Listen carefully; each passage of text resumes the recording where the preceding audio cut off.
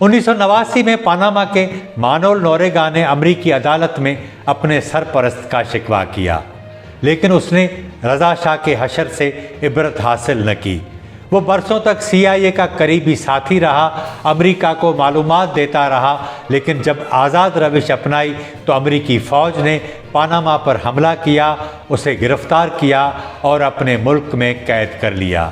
نوریگا نے امریکی عدالت میں یہ بیان دیا کہ یہی امریکہ ہے جو اپنے سب سے زیادہ وفادار فوجی کو بھی قربان کرنے سے دریغ نہیں کرتا۔ 1997 میں کانگو کا موبرک CCC کو بھی دہائیوں تک کمیونزم کے خلاف امریکہ کا اسٹرانگ مین رہا، لیکن جب اس کا اقتدار ختم ہوا تو امریکہ نے اس کی خیریت تک دریافت نہ کی۔